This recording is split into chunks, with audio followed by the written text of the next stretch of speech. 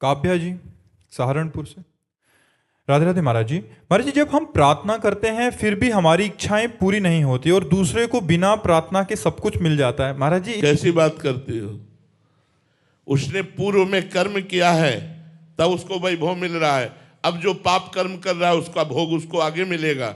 भले आज पापी है लेकिन वो पुण्यात्मा था, पूर्व में उसने पुण्य किया है, इसलिए वो वैभव संपन्न होकर के खूब सांसारिक सुख विलास भोग रहा है। आज हम बड़े धर्मात्मा हैं लेकिन पूर्व में हमारा पाप था, वो आज हम भोग रहे हैं। आज जो हम धर्म कर रहे हैं ये आगे हमें सुख देगा, आज जो वो पाप कर रहा है आगे उसे दुख मिलेगा। यहाँ प्रार्थना हृदय से नहीं हम कर पाते। हृदय से अगर प्रार्थना करें तो तत्काल उत्तर हो जाए, तत्काल उत्तर। प्रार्थना हम वासनाओं की पूर्ति के लिए ना करें, प्रार्थना हम वासना की निवृत्ति के लिए करें। कितनी वासनाओं की पूर्ति चाहेंगे, क्या क्या चाहेंगे? एक बात से मानता है क्या? अभी कहता है ये भोग ले तो ठीक है, वो मिल गया तो कहता है वो भोग ले। कितना भोगोगे? ये हम आपको बताएं, भगवान से प्रार्थना करो कि जेहि विधि प्रभु प्रसन्न मन होई, करुणा सागर कीजे सोई। प्रभु जिस तरह से आप हम पर प्रसन्न हो वैसे ही आप मुझे रखिए। यदि मुझे इस तरह रखने में आप राजी हैं तो मैं राजी हूं, बस कृपा करके आप मुझे सहन शक्ति दीजिए और अपना स्मरण दीजिए। भगवान का भजन होता रहे और दुख को सहता रहे, वो परम पद को प्राप्त हो जाता है। क्या भगवान से संसारिक नाशवान वस्तुएं मांगे, ये तो अपने आप आवेंगी। माया को सब कोई भजे, माधव भजे न कोई। जो माधव को भजे तो माया चेरी होए। भज के तो देखो भगवान को, क्या क्या कमी होती? भजन करने वालों को क्या कमी रहती? कोई चाह नहीं रहती, फिर भी मारा घूमता है वैभव। इसलिए अभी हम आपको अंदर की बात बता दें, रहस्य की बात बता दें, बहुत ध्यान से सुनना। भगवान के मंदिर में जाके मांगना या अपने घर में भगवान से मांगना, दो बातें होंगी तो पूर्ण हो जाएगा, नहीं पूर्ण होगा। पहली बात, आपका भगवान से संबंध क्या है? आपने उस संबंध को माना कि नहीं माना, जाना कि नहीं जाना? अगर नहीं जाना तो नहीं पूर्ण होगी। दूसरी बात, आपका अनुष्ठान क्या है, आपका भजन क्या है, आपका साधन क्या है? साधना नहीं, संबंध नहीं, तो भगवान से इससे मांगो तो बिल्कुल नहीं सुनेंगे। भाव युक्त पुकार ही भगवान सुनते हैं। भाव बिन सुनी पुकारे मैं कभी सुनता नहीं। भाव पूरित टेर ही करती मुझे लाचार है। भाव का भूखा हूं मैं और भाव ही एक सार है। अगर भाव नहीं है, हे भगवान हमारा काम कर दो, तुम्हारे नौकर है भगवान, तुम्हारे कर्जदार है भगवान, तुमने जो कर्म किया उसको भोग। अगर भगवान से संबंध है, मेरे प्रभु मित्र हैं, मेरे प्रभु स्वामी हैं, मेरे प्रीतम है, तो हम उनसे कह सकते हैं यार सुनो बड़ी समस्या है, आपका ही दिया हुआ परिवार है, कुछ करो ना जुगाड़, तुम्हारे लिए तो कोई कमी है नहीं, अखिल कोटि ब्रह्मांडों के ईश्वर हो, यार हमारी बात बन जाएगी, तुम्हारा कुछ जाएगा नहीं, कृपा करो। ये प्यार से, हमारे दोस्त हैं तो हम दोस्त की तरह बात करते हैं, स्वामी है तो स्वामी की तरह बात करते हैं, पिता है तो पिता की तरह बात करते हैं, पुत्र है तो पुत्र की तरह बात करते हैं। देखो दुकान में घर वाले को पैसा देना नहीं होता, नहीं ये जरा चीनी दो, कितने ग्राम मतलब नहीं है, और वो चीनी दे दिया और चल दिया। घर वाले को पैसा देने की जरूरत नहीं, रिक्वेस्ट करने की जरूरत नहीं, केवल ऑर्डर देने की जरूरत है। आज जरा उठाना, 4 समोसा देना, वो 4 नहीं 5 लपेट देगा, घर के लिए जाओ। तो यदि आप भगवान के घर वाले बन गए हो तो भगवान का विश्वरूपी दुकान है, ऑर्डर करो मिल जाएगा। तो या तो अनुष्ठान करो, मंत्र अनुष्ठान, जप अनुष्ठान, स्तोत्रों का अनुष्ठान, और फिर मांगो तो मिलेगा, और या भगवान को अपने घर का मान लो तो मिल जाएगा। 1 क्विंटल लड्डू का भोग लगाएंगे। अनंत ब्रह्मांडों को वो भरण पोषण कर रहे, 1 कुंतल लड्डू के भूखे बन रहे। अरे यार भगवान को क्या समझाए? अरे अनंत ब्रह्मांडों का दाता है, वो 1 कुंतल लड्डू से नहीं, वो 1 बूंदी के दाने से प्रसन्न हो जाएगा। पत्रम पुष्पम फलम तोयम ये में भक्ता प्रेक्षति। आंसू बहाते हुए और धन्ना जाट ने सूखी बाजरे की रोटी का भोग लगाया, ठाकुर प्रकट होकर के खाया। सुदामा जी के तंदुल छीन कर खाए, सबरी के बेर वाह वाह करके पाए। वो प्रेम का भूखा, लड्डू का भूखा नहीं है। अभी उनको ये मत जानो, ठाकुर जी से या तो अपनापन करके और या अनुष्ठान करके ही मांगा जा सकता है द्वितीय रूप। हम लोग आपसे सच्ची कहते हैं, मांगते नहीं है, देखते हैं क्या कर रहे हो, बस जय हो आपकी, जो मर्जी आवे सो करो। हम कह रहे हैं आप भगवान के हो जाओ, भगवान के अंदर से हो जाओ। फिर देखो माया मैया कितनी कृपा आपके ऊपर करती है। माया की कमी थोड़ी रहेगी। माया की कमी तब है जब भगवान से विमुख हो, इसलिए माया की कमी है। आप निश्चित मानो, निश्चित मान लो, यदि भगवान के हो जाओ तो कोई कमी ही नहीं रहेगी, और कमी होने पर भी आप बादशाह रहेंगे, आपका हृदय आनंदित रहेगा। 7 गांठ को पीन में इंद्र बापरो कौन। लंगोटी भी कई जगह से फटी है, लेकिन बादशाह ऐसा है कि इंद्र भी सेवा के लिए ललचा रहा है। ऐसा होता है भगवान का दास। भगवान की भक्ति तो करके देखो। अब भजन करोगे नहीं, तुम सोचते हो कि हम भोग मनमानी करें पाप और भगवान हमारी इच्छा पूर्ति करे, कभी नहीं होगी, कभी नहीं होगी। तपस्या करो, अनुष्ठान करो, मंत्र जाप करो, और देखो भगवान पूर्ण करते कि नहीं करते। और या फिर भगवान को अपना मान लो और प्यार से उनसे कहो तो बात पूरी हो जाएगी। 2 बात। अब आप पूछ रहे हो 1 लाख का हार का, और जेब में नहीं है 25 पैसे, तो धक्का मार के ही भगा देगा। तो कितना तप है तुम्हारे पास, कितना पुण्य है तुम्हारे पास, कितना आपके पास भजन है। अब वो है नहीं, और भगवान से कोई हमारी पूर्ति कर दे तो सब मम प्रिय सब मम उपजाए। संपूर्ण सृष्टि भगवान की है, और विधान रख दिया है, अवश्य में वो भोक्तव्यम कृतम कर्म शुभाशुभम। जो तुम पाप और पुण्य करोगे उसका फल तुम्हें भोगना पड़ेगा। दुख या सुख तुम्हारे कर्म के अनुसार तुमको प्राप्त होगा। कर्म प्रधान विश्व रचिरा खा, और जो जस करे तास फल चाखा। महाराज जी, मनोकामना पूरी ना होना ये तो समझ आ गया कि आपने बोला कि 2 कारण। महाराज जी, कभी कभी देखा जाता है कि मतलब मनोकामना पूरी हो जाती है कि मैं गाँव स्टाक पूर्व का पुण्य स्टाक आपके पास पुण्य इतना जमा है, आपने सोचा काम हो गया, वो आपका पुण्य काम कर रहा है, भगवान नहीं काम कर रहे, पुण्य काम कर रहा है। आपने सोचा काम हो गया, जो सोचते फटाक से काम हो गया, पूर्व का पुण्य लगा हुआ है, उसने तुरंत खर्चा हुआ और आपका काम हो गया। वो तो भगवान का कार्य उनके ऊपर होता है जो पूर्ण भगवान को समर्पित होते हैं। वो कर्म बंधन से मुक्त संत महापुरुष होते हैं, जो भगवान को, चाहे वो गृहस्थ हो चाहे विरक्त हो। नरसिंह जी के उसमें स्वयं पगड़ी बांधकर ब्याह कराने गए लड़के का, नरसिंह जी के लिए स्वयं भात भरने गए। क्यों? क्योंकि नरसिंह जी भगवान के पूरे आश्रित है। जो भगवान के आश्रित, उसकी जिम्मेवारी भगवान कहते हैं स्वयं अनन्यश्चिन्तयन्तो माम ये जनाः पर्युपासते तेषां नित्याभियुक्तानां योगक्षेमं वहाम्यहम्। मैं योगक्षेम का वाहन करता हूँ। विश्वास कीजिए यार, बड़े मौज में हो जाओगे यदि भगवान की शरण में हो गए, बड़े मौज में हो जाओगे। मस्ती ही मस्ती रहती है, दुख की परिस्थिति में भी मस्ती रहती है। क्या आप तुम्हें हम बताएं, प्रभु का कितना कृपा प्रसाद बरसता है जो भगवान की शरण में। लेकिन जीव भगवान की शरण ना होकर भोगों की शरण में, व्यक्तियों की शरण में, संसार की शरण में धक्के खाता घूम रहा है, दूसरों के मुख ताक रहा है। वो क्या हमारा सहयोग कर देगा यार? मरण धर्मा शरीर वाला हमारी क्या रक्षा कर लेगा? जो अरबों में खेल रहे ना, उनको अरबों की चाहत है। जो खरबों में खेल रहे हैं उन्हें खरबों की चाहत है। जो लाखों में गए वो लाखों की चाहत है। गरीब आदमी 100-500 की चाहत है। तो सबसे बड़ा भिखारी कौन? जिसकी सबसे बड़ी चाह। और संत जो भगवान के भरोसे है, जाहि न चाही कबो कछु, वही बादशाह है। चाह मिटी चिंता मिटी मनुआ बेपरवाह, जिनको कछु न चाहिए वो साहन के साह भगवान के भरोसे होकर कोई चाह नहीं, माया अपने आप सेवा करती रहती। महाराज जी अभी हमने सुना कि शरण में हो जाना चाहिए प्रभु, अभी प्रारंभ कहाँ से करें जो नए साधक हैं? हाँ, भगवान का नाम जब शुरू करो वो सब विधान बना देंगे। राधा राधा राधा राधा शुरू करो, सब विधान बन जाएगा।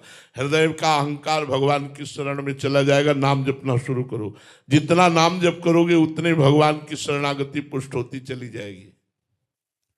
प्रकृति जी वेस्ट बंगाल से, राधे राधे महाराज जी। महाराज जी मनुष्य की इच्छा से जो होता है और जो भगवान की इच्छा से होता है, इन दोनों में अंतर कैसे समझा जाए?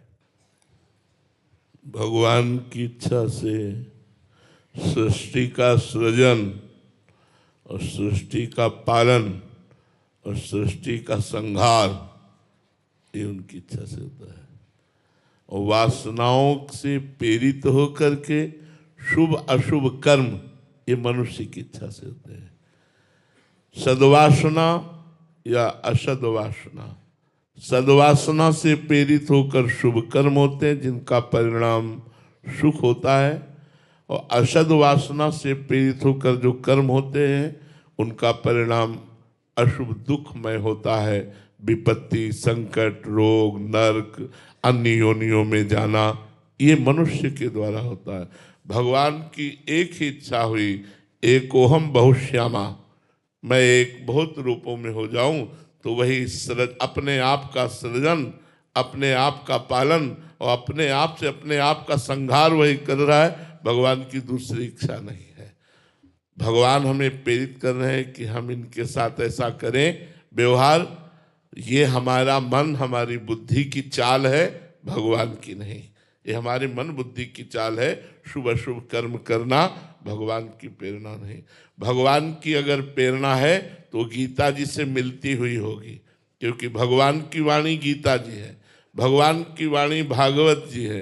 तस्मात् शास्त्रम प्रमाणम ते कार्या कार्यो व्यवस्थितो। यदि भगवत प्रेरित माना भी जाएगा तो शास्त्र प्रमाणित कार्य जो होगा वो भगवत प्रेरित माना जाएगा।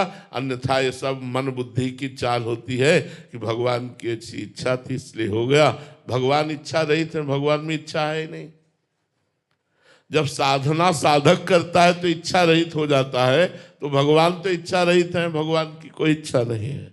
भगवान की एक बार एक इच्छा हुई थी, एकोहम बहुश्यामा, मैं एक बहुत रूपों में हो जाऊं, तो वही बहुत रूपों में विराजमान है।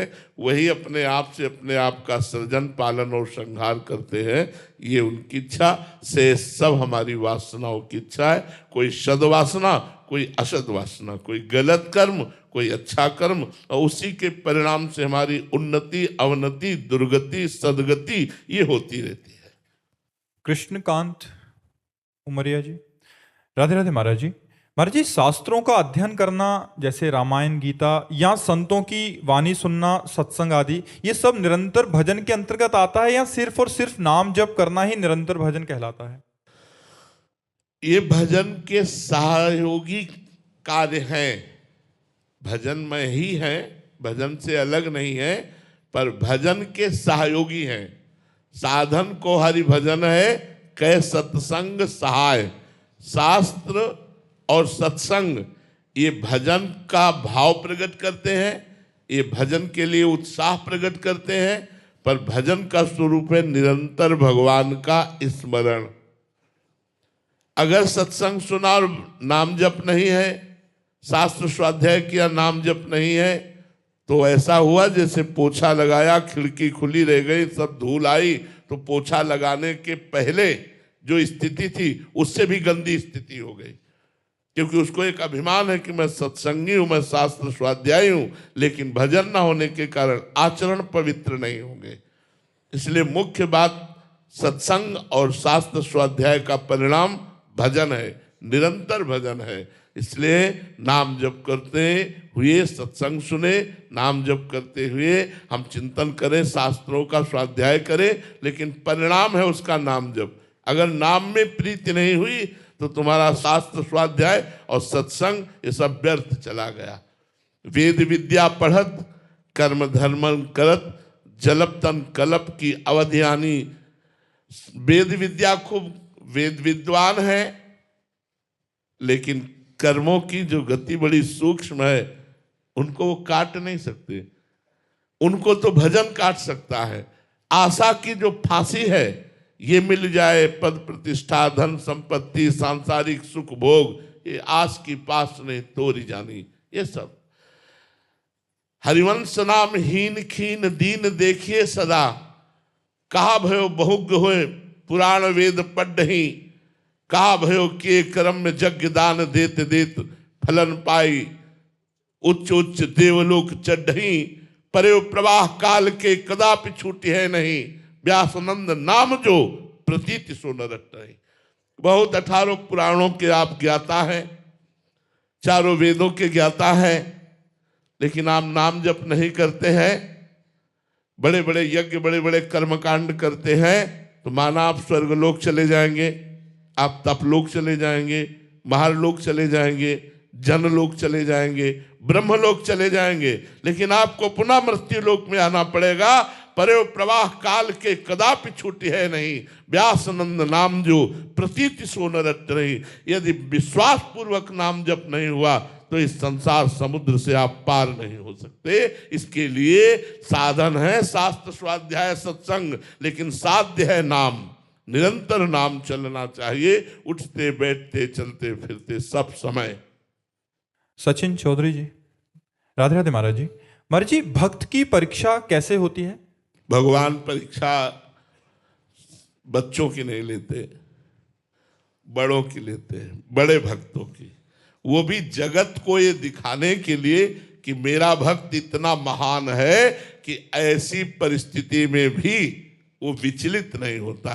ये साधारण ऐसे 2-4 माला घुमाने वालों की परीक्षाएं नहीं होती है, उनकी परीक्षा होती है जो पूर्ण हो चुके हैं और जो सह सकते हैं।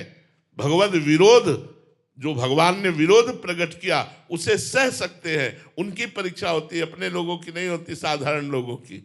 साधारण लोगों की भगवान परीक्षा नहीं लेते, उनकी लेते हैं जो महान स्थिति में पहुंच रहे, फिर उनकी कसौटी कस के जगत को ये दिखाते हैं कि मेरे भक्त को यदि जहर का प्याला भी पीना पड़े तो मेरे लिए वो हंसकर पीता है। मेरे भक्त को यदि अपने ऊपर आरा चलवाना पड़े तो मुस्कुरा करके आरा चलवा लेता है। मेरे भक्त को यदि आग में जलना पड़े तो खुले आग में भी जलने के लिए तैयार। ये महान भक्तों की, अपने 2-4 माला वालों की नहीं। घबराना मत, तुम्हारी परीक्षा नहीं होगी। अपने 2-4 माला वालों की परीक्षाएं नहीं होती, ये बड़े सिद्धों की होती जो परिपक्व अवस्था को प्राप्त महापुरुष है। कल एक साधक आए थे, महाराज जी कह रहे थे कि ग्रस्त साधक थे कि जब से भजन शुरू किया है बहुत ज्यादा मतलब प्रतिकूलताएं आने लगी हैं, तो ये क्या भगवान की परीक्षा है क्या? नहीं, परीक्षा नहीं है, हमारे अशुभों का नाश हो रहा है। फटाफट अशुभों का नाश, भजन का काम है पाप का नाश करना। तो पाप का नाश कैसे होगा? बाहर विपत्ति, अंदर जलन। अंदर हृदय जल रहा है और बाहर विपत्तियां आ रही, आप बिल्कुल नाम जप करते रहिए, वो सब कटते कटते आप ऐसी जगह पहुंच जाएंगे जहां दुख है ही नहीं, विपत्ति है ही नहीं, महा आनंद है। पर नाम जप पाप और दुख ये दोनों का संयोग है, पाप का फल दुख है। अब वो कैसे काटेगा? कुछ तो हृदय में जलन करके काटेगा और कुछ भोगवा के काटेगा। नहीं, कह रहे थे कि 1 साल पहले शुरू किया आपका सत्संग, इतनी प्रतिकूलता संसार में हुई कि मतलब पूरा परिवार वृंदावन। हाँ हाँ, पूरा परिवार श्री जी के पास जाएगा, इतनी प्रतिकूलता दे देगी। ये कृपा है, ये कृपा है। देखो, हम आपको एक डरना नहीं कि ऐसा करने से ऐसा ही होगा। एक संत वृंदावन में थे, तो कलकत्ता के एक सेठ जी आते थे, तो संतों को कुछ सेवाएं भेंट किया करते थे। तो एक दिन पूछा, महाराज मैं विषयी पुरुष हूं, बहुत धन है, भजन में मन नहीं लगता, वृंदावन आपकी कृपा से आ जाता हूं, मुझे भगवान कैसे मिलेंगे? तो उन्होंने कहा कि यदि तुम वृंदावन के संतों का भंडारा करवाओ और हर महीने करवाओ तो निश्चित भगवान की कृपा हो जाएगी, क्योंकि संतों के मुख से स्वयं श्री भगवान पाते हैं। उन्होंने शुरू किया वृंदावन में भरना। अब इतना आनंद आया उनको, क्योंकि पाप नष्ट होने लगे, इतना आनंद आया कि 1 महीने में वृंदावन में भंडारा करते हो और अपने कलकत्ता के लिए भी वो बस लाते, और जो संत चलना चाहे उनकी खान पान व्यवस्था करके अपने घर में भी ले जाते, सेवा करते, भेंट देते। मतलब संत सेवा का उनको एक नशा हो गया। एक दिन उनकी बस तैयार थी उनके यहां जाने के लिए। उनमें एक विरक्त संत जो मधुकरी मांग के पाते थे, कभी किसी से कुछ नहीं लेते थे, कभी किसी भंडारे नहीं जाते थे, वो आगे बैठे और वृंदावन से वो जाते नहीं थे। तो सब संतों ने कहा बाबा बैठे कहाँ, कोई बरसाने थोड़ी जा रही है, ये तो सेठ के घर जाएगी बस। वो कुछ नहीं बोले। सब लोगों ने सेठ से कहा सेठ तुम्हें आज फल प्राप्त हो गया भगवान के भक्तों की सेवा का। ऐसे विरक्त महापुरुष और मनमाला चला रहे हो, गाड़ी में बैठे गए, वहां पंगत पाई। सेठ को पहले ही सब संतों ने बता दिया था वृंदावन से बाहर नहीं जाते, पता नहीं कौन सा तुम्हारा पुण्य उदय हुआ कि तुम्हारे घर आए। वो सेठ गए, प्रणाम किया साष्टांग और कहा प्रभु आज हम पर कृपा हो गई। तो उनका चल वृंदावन, बस इतना कहा चल वृंदावन। तो ये समझे नहीं पाए कि हम तो वृंदावन से ही लेवा के लाए हैं और वृंदावन तो आते ही जाते हैं। बस चुप, इतना ही कहा चल वृंदावन और बस गाड़ी में बैठे और चले आए। 2-4 दिन हुए कि एक लड़का था पूरे साम्राज्य का मालिक, एक्सीडेंट में मारा गया। जो ही लड़का मारा गया घोर दुख कि अब ये सब वैभव किसके लिए। तब उन्होंने मन में विचार किया कि भगवान हम तो सुना था कि आप संतों की सेवा से प्रसन्न होकर के सारे दुख मिटा करके हमें भगवत प्राप्ति कराओगे, और संतों की सेवा सुना था इतने विरक्त संत आ रहे, ये सुख दिया आपने। उन्होंने सब संपत्ति को जो चैरिटेबल हैं उनमें बांट दिया और अब कहा कि अब जीवन किस काम का। पति और पत्नी वृंदावन आ गए और बास करके नाम जप करने लगे। फिर एक दिन संत मिले, बोले आ गया वृंदावन। बोले महाराज पूरी तरह से आ गया, अब कहीं नहीं जाना। और वृंदावन में शरीर दोनों का पूरा हुआ। ये है लीला। भगवान जब कृपा करते हैं तो ऐसी कृपा करते हैं कि अपने आप भगवान के पास आप पहुंच जाओगे। ये भगवान की कृपा। नहीं जिंदगी में वो माया नहीं छोड़ पाते, जिंदगी में मोह नहीं छोड़ पाते। संतों की सेवा का फल हुआ कि एक्सीडेंट रूपी लीला से उनका पुत्र भगवत धाम गया और प्रगट में दोनों पति पत्नी वृंदावन वास करके भजन करके भगवत धाम को प्राप्त हुए। इसीलिए युधिष्ठिर से कहा है, हे युधिष्ठिर जिस पर मैं कृपा करता हूं उसके साथ सर्वनाश का खेल खेलता हूं। चाहिए कृपा, कृपा चाहिए। भगवान कहते हैं जिस पर मैं कृपा करता हूं उसके साथ सर्वनाश का खेल खेलता हूं। और आप देख लीजिए जिन जिन महान भक्तों के साथ, तो माया वैसे ही नष्ट होगी। हमें चिंता नहीं करनी, हमें और भक्ति भाव बढ़ाना है जिससे हम भगवान के समीप पहुंचे। पर आप निश्चित समझ लो, प्रतिकूलता, दुख, अपमान, निंदा, तिरस्कार, ये वो चीज है जो भगवान से मिलाती है। ये वो चीज है जो भगवान से मिलाती है। जब हर जगह ठोकर खा लेता है जीव, तब भगवान के दरबार की तरफ बढ़ता है। जब कोई प्यार करने वाला नहीं रहता तो हृदय तड़प कर जगदीश्वर से प्यार करने लगता है। नहीं, ये माया ऐसी है ना कि भगवान को छोड़ दिया, माया नहीं छोड़ सकते, माया नहीं छोड़ सकते। भगवान ही कृपा करके माया मुक्त करते हैं। इसलिए भगवान की शरण में रहो। दुख, विपत्ति, अपमान, चिंता, शोक, भय, इनसे डरो मत। भगवान से प्यार किया है, कोई संसार से प्यार किया है। और ये सब नाशवान वस्तुएं ही नष्ट होगी, अविनाशी का कभी नाश हो ही नहीं सकता। स्वयं भगवान भी चाहे तो अविनाशी का नाश नहीं हो सकता। और आप एक बात हमारी गांठ बांध ले, सूर्य भगवान चाहे भी तो अंधेरा नहीं दिखा सकते, क्योंकि जब वो प्रकट होंगे तो अंधकार नहीं रहेगा। ऐसे भगवान का नाम मंगल भवन है, वो चाहे भी तो तुम्हारा मंगल नहीं कर सकते, मंगल ही होगा। केवल भजन करते रहो, देखना तुम्हारा सर्व मंगल होगा। बलविंदर जी गुजरात से, राधे राधे महाराज जी। महाराज जी आपसे जो भी कोई सवाल पूछता है, आप इतनी तेजी से सवाल कैसे देते हैं महाराज जी? ऐसी क्षमता आप में कैसे आई कि इतना जल्दी जल्दी? हम भी सुनते हैं, आप भी सुनते हैं, बोलने वाला बोल जाता है, हम क्या करें। बोलने वाला बोल जाता है, हम क्या करें, तुम्हें कैसे बतावे कि कौन बोलता है। जो ये प्रश्न करते हैं उसे पकड़ लेता है और वो बोल देता है। हमारे में सामर्थ्य नहीं है, हमारी सामर्थ्य नहीं है।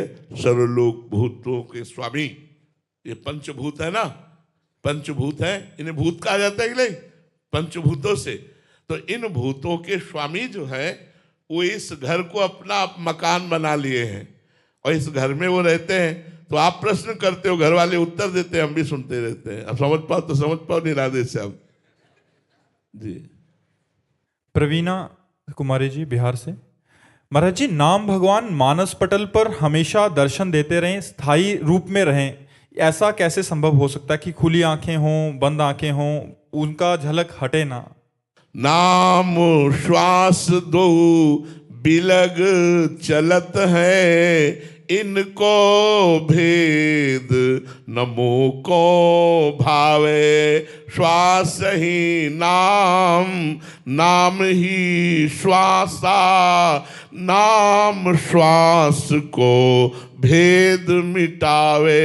यदि आप ऐसा कर सकते हैं तो आपके नेत्रों के सामने चाहे मूंदे चाहे खुले रहें, नाम भगवान हर समय विराजमान रहेंगे। श्वास और नाम का भेद न मिटने पावे। हर श्वास में निरंतर नाम चलने का अभ्यास कीजिए और थोड़ा प्रयास कीजिए नाम लिखने का। जैसे राधा, भावना में लिखा राधा राधा राधा राधा, तो आप फिर देखेंगे तेजोमय स्वरूप से राधा नाम। और जब राधा नाम का प्रताप उदय होगा तो वहीं प्रिया प्रीतम दिखाई देंगे। जहाँ राधा नाम लिखा है वहीं श्यामा श्याम गरीब भैया दिए दिखाई देंगे। आप नाम जपने का अभ्यास कीजिए, हर श्वास में नाम जप कीजिए।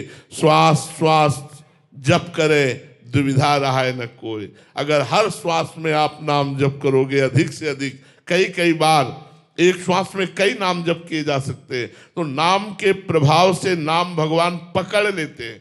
पहले भजन करना पड़ता है, फिर भजन पकड़ लेता है। जब भजन पकड़ लेता है तो स्वयं होता है, जब स्वयं होता है तो वो नाम छाया रहता है। वो बताना नहीं चाहे। जब हम नाम का अभ्यास कर रहे थे तो कुछ समय तो हमारे दिमाग में नाम ऐसे चला, राउंड राउंड राउंड, एकदम मतलब जैसे होटलों में लिखा नहीं, वो आता रहता है और मिटता रहता है, ऐसे हमारे दिमाग में चला नाम दिव्य रूप से, ऐसे बार बार बार बार बार बार। ये हम सैनपुर में गंगा किनारे थे तब की बात बता रहे हैं, कब बहुत वर्ष पहले की बात। नाम का अभ्यास जब करे तो नाम को ही देखे, नाम को ही सुने और नाम ही उच्चारण करे। तीन काम एक साथ होने चाहिए, नाम को देखना, नाम को सुनना और नाम का उच्चारण करना। अगर तीनों एक साथ लंबे समय तक अभ्यास किया तो नाम छा जाएगा। अरे फिर माला माल हो जाएंगे आप। बड़े बड़े सिद्ध संतों के दर्शन, जो पधार चुके हैं उन सिद्ध संतों के प्रगट दर्शन, प्रगट गंगा की धारा से ऐसे संत, अब क्या क्या हो सब तुम्हें अनुभव की बात बताएं। नाम का प्रताप एक अमोघ अलौकिक और दिव्य प्रताप है। अगर नाम जीवन में नहीं है तो चाहे जो साधना हो साधना अधूरी है। नाम है तो कोई साधना लो तो भी वो पूरी है। महाराज जी, सैनपुर का आपने नाम लिया, जब आप इसका अभ्यास कर रहे थे तो क्या आपके जीवन में कोई ऐसा अनुभव हुआ कि कोई संत भगवान ऐसे दर्शन प्रकट में? एक दिन हम वहाँ, बहुत गरीब स्थान है, आज भी जाके कोई देख ले, बहुत बड़ा जंगल है। अब तो कुछ थोड़ा शोभन सरकार ने निर्माण करवा दिया था, नहीं तो झोपड़ी या मिट्टी की और ऐसे लकड़ी की पटी हुई कुटिया और सांप बिछी। कितने सांप, शाम के ऐसे देखो तो फड़कारे घूम रहे, बिच्छू। वहां लोग आते नहीं, कोई घाट नहीं है, बिल्कुल गंगा के किनारे कच्चे स्थान पर, और बड़े विशाल विशाल वृक्ष जंगल है। वहां 2 रोटी और अरहर की दाल 24 घंटे में एक बार मिलती थी। एक पुजारी जी थे जो बना देते थे, जो 2-3 संत रहते थे उनको वो दे देते थे। 2 रोटी सिर्फ, 12 महीना कोई फल, मीठा, चाय, नाश्ता, कहीं कुछ नहीं, रुपया पैसा ये सब कहीं कुछ नहीं, बस 2 रोटी, गांव से आटा और अरहर की दाल 1 कटोरी। अब वो 24 घंटे में आपका जब मन होता पाओ, तो 2 बजे दिन में पाते थे, रात दिन भजन, बस गंगा किनारे बैठे रहना। कुटिया आए तो 2 रोटी और दाल पाई, और एक बारंडा कच्चा था तो उसके नीचे लेटे। आज एक विशेष आनंद था, यही लेटे, थोड़ी देर में हमारे हाथ पैर शून्य होने लगे। अब हम ना हाथ उठा सकते हैं ना पैर उठा सकते हैं, बस आंखें खुली हैं, चेतना पूरी है, शरीर शून्य है, और दिव्य सुगंध। मेरा ये क्या हो रहा है, मतलब एक अलौकिक। इतने में देखा बिल्कुल पास ही गंगा थी, गंगा जी की धारा से एक संत भगवान श्वेत वस्त्र धारण, श्वेत बाल, दिव्य तेज प्रकट हो रहा है। ये स्वप्न नहीं है, ये ठीक दोपहर 2 बजे के बाद की बात है, जब हम प्रसाद पाके लेते, और जैसे जैसे वो नजदीक आ रहे वैसे वैसे सुगंध, उन्हीं के श्रीअंग की सुगंध पहले आई थी, सुगंध से भर गया वातावरण। नजदीक आए और सर गोद में रखा, हम वैसे जड़ एकदम, आंख खुली है, जड़ एकदम है, ऐसे मस्तक पर हाथ फेरने लगे और एक मंत्र दिया था, एक मंत्र उच्चारण किया। बड़ी बड़ी कृपा, बड़ी कृपा, संतों की बड़ी कृपा। आज के 35-40 वर्ष गुरु नानक साहब का दर्शन गंगा किनारे हुआ, दिव्य रूप में ऐसे प्रकट हुए, एक ऐसे दुपट्टा डाले हुए थे और उसमें कुछ लिखा हुआ था, मुझे पता नहीं क्योंकि वो हमें पंजाबी का ज्ञान नहीं, एक ऐसे पट्टा सा पड़ा था और उसमें कुछ लिखा हुआ था, और बस ऐसे मुद्रा में बैठ। श्रीचंद्र जी का दर्शन हुआ, बड़े बड़े महापुरुषों का, संतों का कृपा पूर्वक दर्शन नाम के प्रताप से होता है।